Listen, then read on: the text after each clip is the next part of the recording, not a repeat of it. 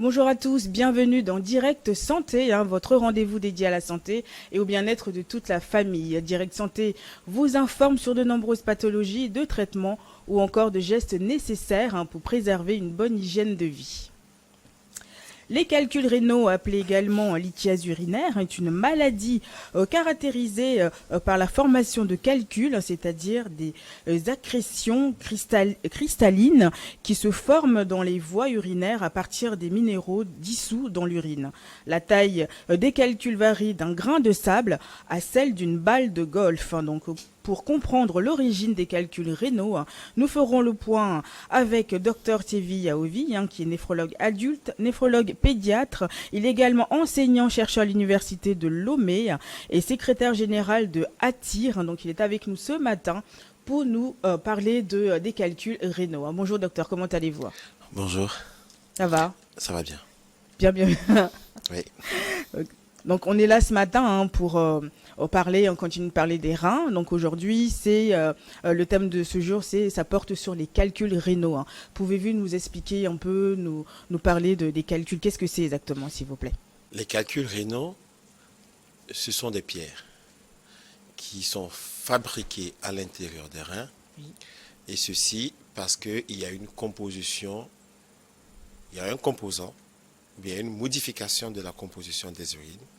Modification qui peut intéresser soit l'acidité, soit une quantité trop importante de calcium, ou bien de phosphore, même de cystine dans les urines.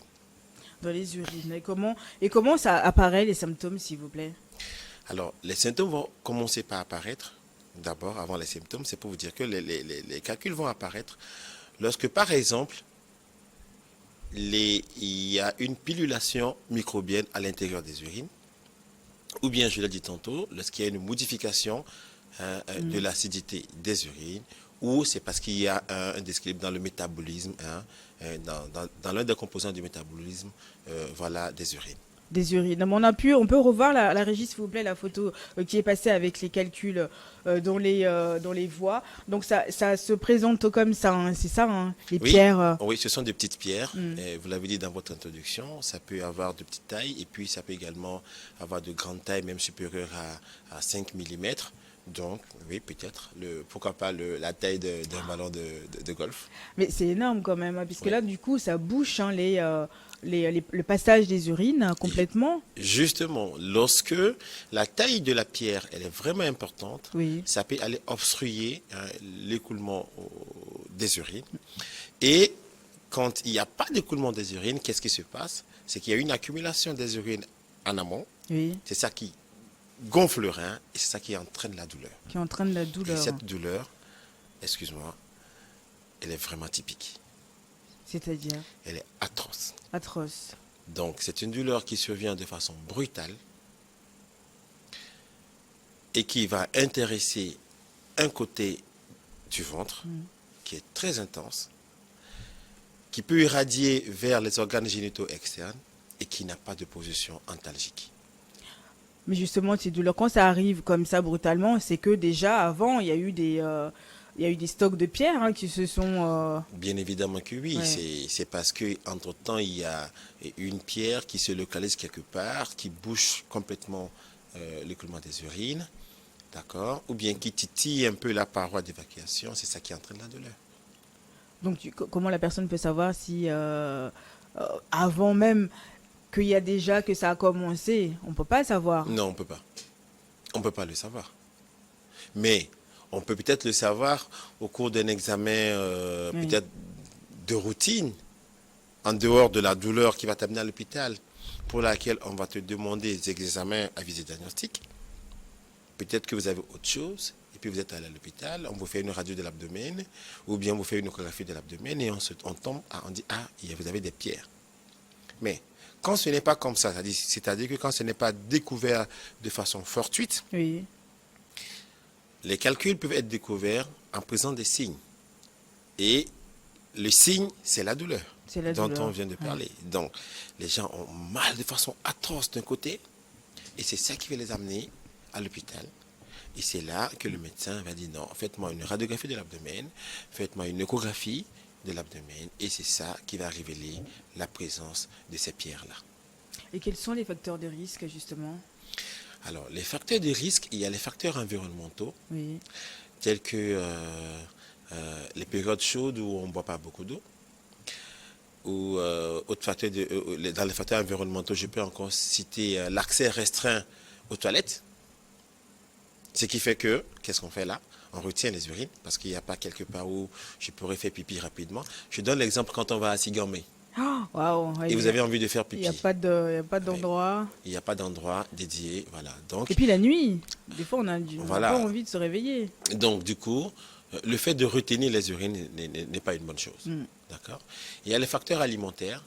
C'est la consommation très importante de protéines animales, des fraises aussi, et la consommation excessive de lait et également les fruits de mer.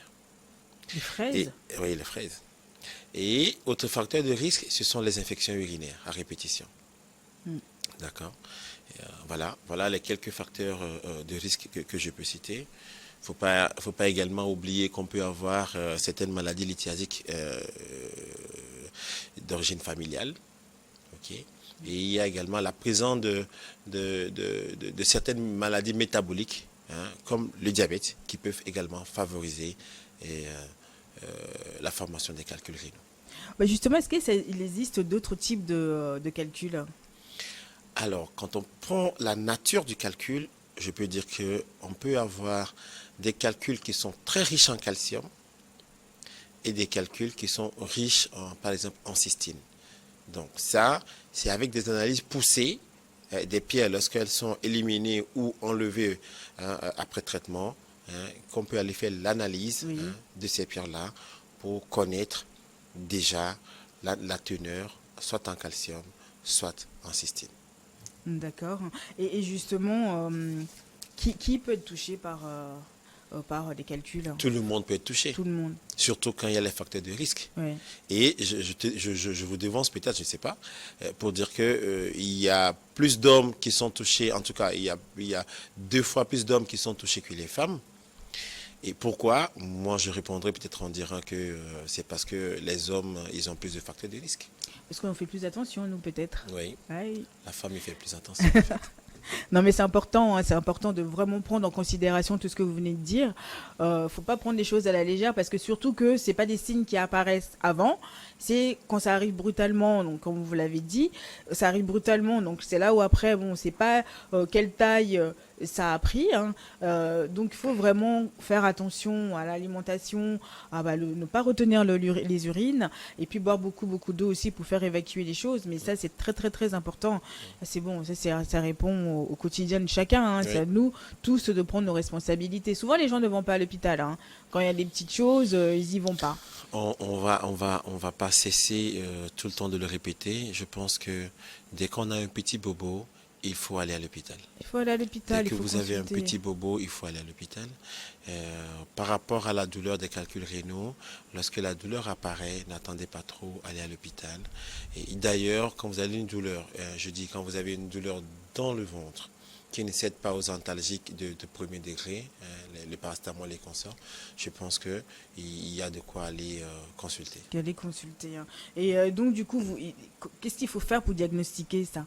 Comme on l'a dit un petit peu tout à l'heure, quand on n'y va pas forcément pour ça, mais... Alors, il y a différentes manières de diagnostiquer les lithiases.